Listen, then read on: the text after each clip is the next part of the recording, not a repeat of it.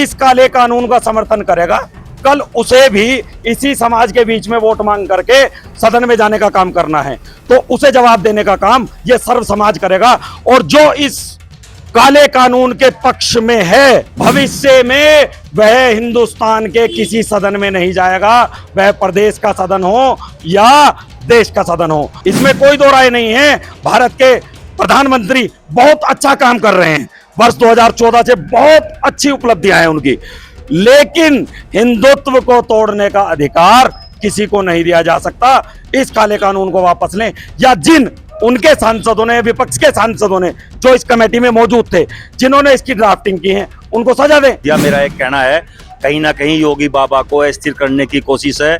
जब से 2024 के बाद भाजपा की सीट कम हुई है, तब से योगी जी पे दबाव बनाने की नीति। योगी जी ने नारा दिया, बटोगे तो कटोगे, तो उससे मुझे ऐसा प्रतीत होता है केवल एक आदमी की दादागिरी वहां चलती है और उसका नाम है अमित शाह। इसी बीच जो है हिंदू राष्ट्र निर्माण के जो कार्यकर्ता हैं वो यूसीजी का जो विरोध करने के लिए आज डीएम कार्यालय पहुंचे। इन्हीं से जाने किस तरह का जो विरोध प्रदर्शन है वो किया जा रहा है। जी दुष्यंत जी, किस तरह का विरोध प्रदर्शन किया जा रहा है आज?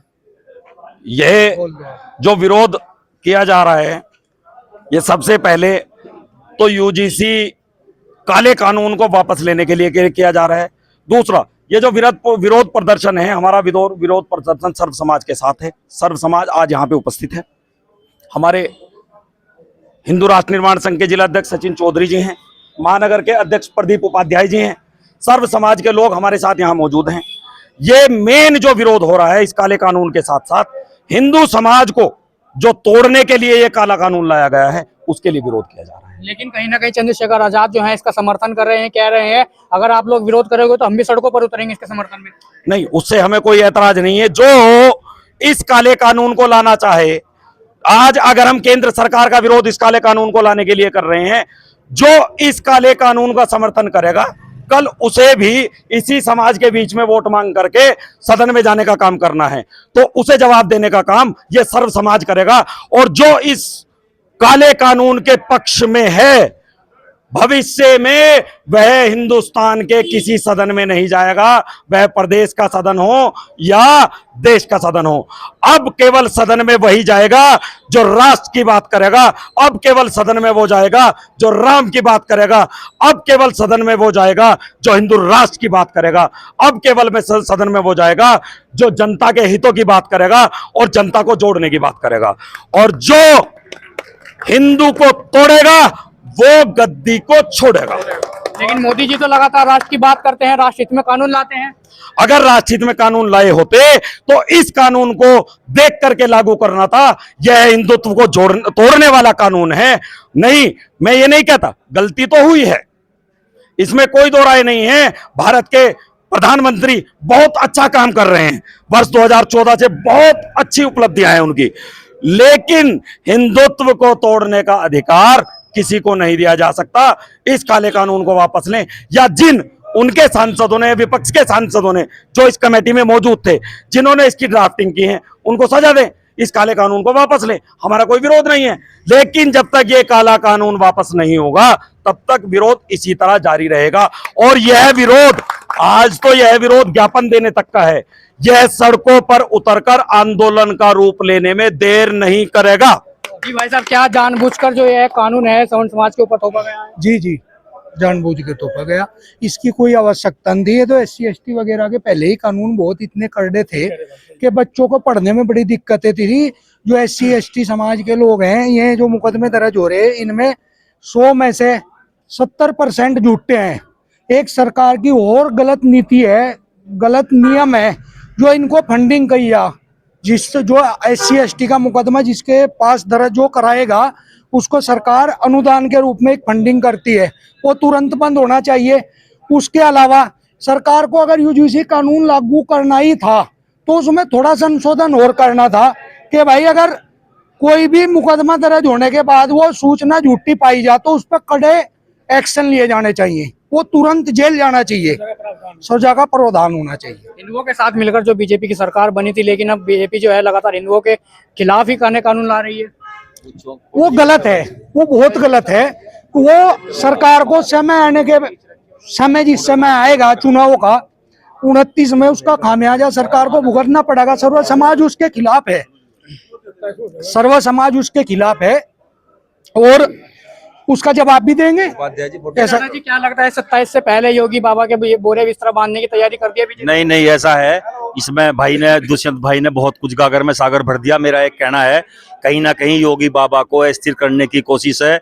जब से 2024 के बाद भाजपा की सीट कम हुई है, तब से योगी जी पे दबाव बनाने की नीति। योगी जी ने नारा दिया, बटोगे तो कटोगे।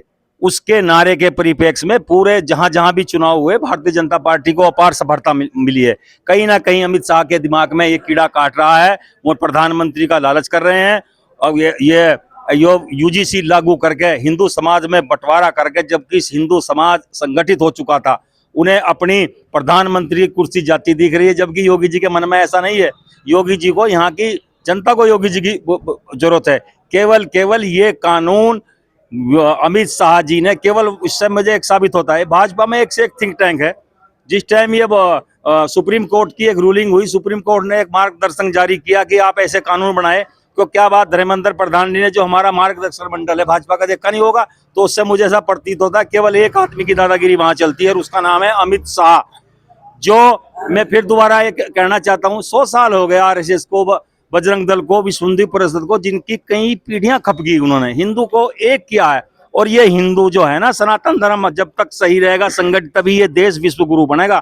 बिना हिंदू को तोड़कर देश में राज करेंगे, उनकी परिकल्पना बिल्कुल अधूरी है, झूठी। और एक और मैं कहना चाहता हूँ, ये हिंदू समाज, हम तो सड़कों पे ही हैं, हमारे शंकराचार्य हैं, हमारे महामंडलेश्वर हैं, हमारे अखाड़ों के परिषद हैं, ऐसे ऐसे हमारे कथावाचक हैं जिनकी एक आवाज में 1 लाख बंदा तुरंत सड़कों पर आ जाए और उन्हें ना कोई पैसे की कमी है। मैं कहाँ सो रहे हैं कि केवल उस पर माघ मेले में बैठे, मैं पैदल स्नान करने जा रहा हूं, मुझे बग्गी में जा रहे, उसे छोड़ दो। ये हिंदू, अगर हिंदू टूटेगा तो देश बटेगा, ये देश गुलाम होगा। जो काम कांग्रेस 100 साल तक नहीं कर पाई, पता नहीं मेरे क्या है, कौन इसके पीछे है। अगर हिंदू टूट जाएगा तो देश टूट जाएगा। ये उत्तर प्रदेश के कई आला अधिकारियों ने जो है इस्तीफा दे दिया है। एक बरेली के मजिस्ट्रेट हैं, वो सड़कों पर उतर गए हैं इस्तीफा देकर। ऐसा है, बरेली के जो मजिस्ट्रेट ने इस्तीफा दिया, बहुत बड़ी बात की, बहुत अच्छा काम किया, पर उनकी जो भाषा शैली है उससे मुझे कहीं ना कहीं राजनीतिक बो आ रही है। वो केवल योगी जी पर आरोप लगा रहे। योगी जी ने थोड़े कानून बनाया। उससे पहले अगर उन्हें दिक्कत थी, वो तो वहां 2.5 साल से सिटी मजिस्ट्रेट हैं, तब इस्तीफा देते, उन्हें मौका मिल गया।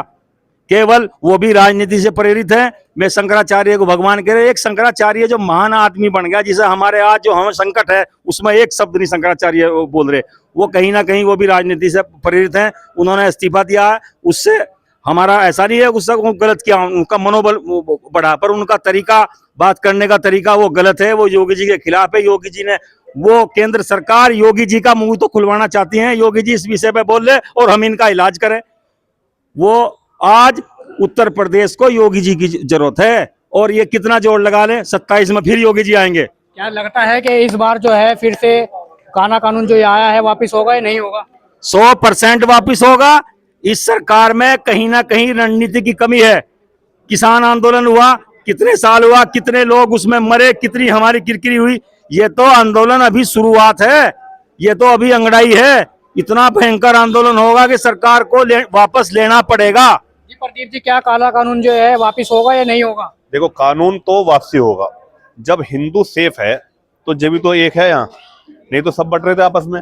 अब जो मिशन हमारा चला कि सब लोगों को जोड़ो, अब जो ये सांसद जिन लोगों ने इसको पास किया है, पहले तो उनका गिराव होना चाहिए, उनके नाम उजागर होना चाहिए, वो सांसद है कौन कौन। यदि सारे सांसद है तो उनका सबका इलाज कर देंगे इस बार। हमने तो एक ही बात कही है, मैं योगी जी से बैठ नहीं, मगर जो मोदी के सांसद है और जो अन्य और सांसद है उनकी खैर नहीं। इस बार उनका 2029 में उनका लुटिया डुबा देंगे, ध्यान रखना। हिंदू संगठन ने तो दिल्ली का जो पार्लियामेंट है उसको घेरने की तैयारी कर ली है। क्या लगता है कि घेराव से जो है काला कानून वापस हो जाएगा? नहीं, वापस तो होना चाहिए। अब मैं एक चीज कहना चाह रहा, अगर मतलब SC एक्ट और OBC मतलब साथ में है, तो OBC के ऊपर जो SC एक्ट लगी हुई, तो फिर तो उसे भी वापस ले में। अगर उन्हें साथ में लग रहे तो SC एक्ट हटाओ ना उनकी। तो मतलब वो यही कहना चाहूंगा मैं, अगर मैं लग रहा कि SC एक्ट और OBC एक साथ है, तो जितनी भी SC एक्ट लगी हुई है OBC के ऊपर, तो उन्हें वापस ले में। जी राणा जी, हिंदू संगठनों ने ऐलान कर दिया है पार्लियामेंट को घेरने का। नहीं, पार्लियामेंट को घेरने का काम करेंगे, बिल्कुल सही बात है। और जो भी सांसद इस कमेटी में थे, इस ड्राफ्टिंग कमेटी में जितने भी सांसद थे, भविष्य में वो उनमें से कोई भी सांसद सदन में नहीं जा पाएगा। ये सभी संपूर्ण हिंदू समाज ने ये प्रण ले लिया है और हम इसे जन आंदोलन में परिवर्तित करेंगे। और हम केंद्र सरकार से उन्हें एक बार आग्रह करते हैं कि इस काले कानून को तुरंत निरस्त कर अपनी गलती को दुरुस्त करने का काम करें। लगातार नारे लग रहे हैं योगी जी से कोई बैर नहीं, मोदी और अमित शाह तेरी खैर नहीं। जिस तरह जुर्म करने वाले एक ही आदमी के खिलाफ मुकदमा किया जाता है, केंद्र सरकार ने कानून बनाया है, तो यह आंदोलन भी केंद्र सरकार के उन लोगों के खिलाफ है जिन्होंने कानून बनाया है। उत्तर प्रदेश की सरकार का या उत्तर प्रदेश के मुख्यमंत्री जी का इस कानून को बनाने में कोई सहयोग नहीं है। उन्होंने ये कानून नहीं बनाया तो उनसे हमारा क्या बैर होगा। आज उत्तर प्रदेश को योगी जी की जरूरत है और भविष्य में योगी जी ही मुख्यमंत्री रहेंगे। लेकिन कुछ लोग कह रहे हैं 27 के अंदर जो है योगी बाबा की जो पूरे बिस्तर है वो बांधने की तैयारी कर ली अमित शाह ने। नहीं, खुली आंखों से ख्वाब देखने का अधिकार सबको है। अगर कोई इस तरह का ख्वाब देख रहा है, क्योंकि योगी आदित्यनाथ को कुर्सी पे बैठाने का जो काम किया है वो जनता जनार्दन ने किया है और जनता जनार्दन जानती है कि योगी आदित्यनाथ को नहीं हटाना है। उत्तर प्रदेश के संपूर्ण हिंदू समाज को आज योगी आदित्यनाथ की जरूरत है और योगी आदित्यनाथ ही भविष्य में मुख्यमंत्री बनेंगे। क्योंकि सन 2014 में अगर केंद्र में मोदी जी की सरकार बनी थी, भारतीय जनता पार्टी की सरकार बनी थी, तो वो भी हिंदुत्व के रथ पे सवार होकर के आए थे जब सरकार में गए थे।